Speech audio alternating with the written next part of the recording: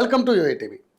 నరేంద్ర మోదీ మన దేశ ప్రధానిగా ఎన్నికవ్వడమే కాదు, గత 11 ఏళ్ల నుండి భారత్ను అభివృద్ధి పదంలో నడిపిస్తున్నారు. వరుసగా 3 సార్లు ప్రధానిగా ఎన్నికైన మోడీ భారత్ను ఒక విజన్తో ప్రపంచవ్యాప్తంగా ఉన్న గుర్తింపును రెట్టింపు చేస్తున్నారు. ఎవరు ఏమనుకున్నా, ఎవరు ఎన్ని అడ్డంకులు చెప్పినా దేశ ప్రయోజనాలు, అదేవిధంగా దేశ ప్రజల ప్రయోజనాలను దృష్టిలో పెట్టుకొని నరేంద్ర మోదీ ముందుకు సాగుతున్నారు. మనం మొన్ననే చెప్పుకున్నాం, రష్యా ఆయిల్ కొనుగోలు విషయంలో America, Britain, Germany, France, Italy వంటి పశ్చిమ దేశాలని కలిసి ఎంత ఒత్తిడి తెచ్చినా వెనక్కి తగ్గలేదు. అందుకు కారణం దేశ ప్రయోజనాలే. ఇది కేవలం ఒక చిన్న ఉదాహరణ మాత్రమే. ఇలాంటివి వేల సంఖ్యలో ఉన్నాయి. అయితే నరేంద్ర మోదీ వయసు 74 ఏళ్లకు చేరుకుంది. అయితే భారతీయ జనతా పార్టీకి ఒక రూల్ ఉంది. అదేంటంటే 75 ఏళ్ళు దాటిన తర్వాత బీజేపీ నాయకులు రాజకీయాల నుంచి రిటైర్డ్ కావాలి.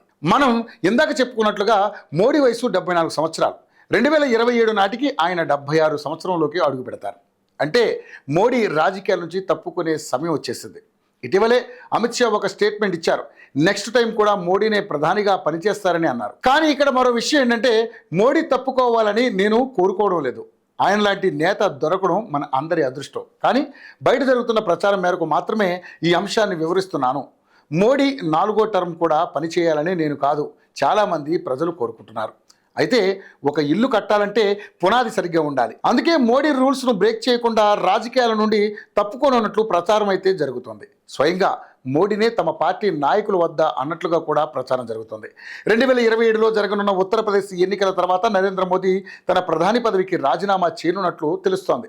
అయితే ఇక్కడ మోడీ తర్వాత ఆ స్థాయి ఉన్న నాయకుడు ఒక్క యోగి మాత్రమే. ప్రస్తుతం యోగి యూపీ సీఎంగా ఉన్నారు. అక్కడ ఎలాంటి మార్పులు తీసుకొచ్చారు, అభివృద్ధి ఏ రేంజ్లో ఉందనేది అందరికీ తెలుసు. అందుకే మోదీ తర్వాత ఆయన స్థానాన్ని భర్తీ చేయగల నాయకుడు ఉన్నాడు అంటే అది కేవలం యోగి మాత్రమే అని చెప్పాలి. మోడీ లాగానే ఆయనకు ఒక విజన్ అనేది ఉంది. స్పష్టమైన విజన్తో పాటు ఏదైనా చేయగల సమర్థుడు కూడా. దూకుడు స్వభావం ఉన్న నాయకుడు. పైగా యోగి వయసు 57 మాత్రమే. అంటే మరో 25 ఏళ్ళు యోగి రాజకీయం చేయగల వయసు ఉంది. పైగా ఈనాటి రాజకీయాలకు యోగి సరిగ్గా సూట్ అయ్యే నాయకుడు కావడం కూడా బీజేపీకి కలిసి వచ్చే అంశం. యోగి ప్రధాని పదవిని చేపట్టడానికి అవసరమైన ఏర్పాట్లు చేస్తున్నట్లు తెలుస్తోంది.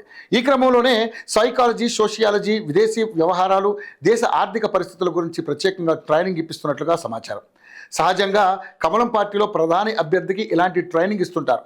2014 ముందు మోడీ కూడా ఇలాంటి ట్రైనింగ్ని తీసుకున్నారు.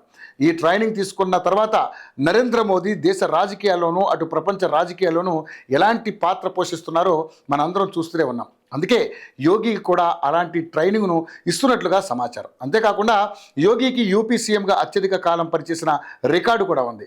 అంతేకాకుండా యూపీలో ఆర్థిక రంగాన్ని పరుగులు పెట్టిస్తున్నారు. ప్రస్తుతం యూపీ జీడిపి 28 లక్షల కోట్లకు అయితే చేరింది. అంటే మహారాష్ట్ర, తమిళనాడు రాష్ట్రాల తర్వాత ఉత్తరప్రదేశ్ 3వ స్థానానికి చేరుకుంది.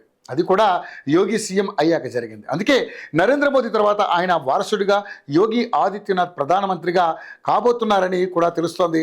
యోగి ప్రధాని అయ్యాక దేశంలో పరిస్థితులు ఏ విధంగా మారతాయో చూడాలి మరి.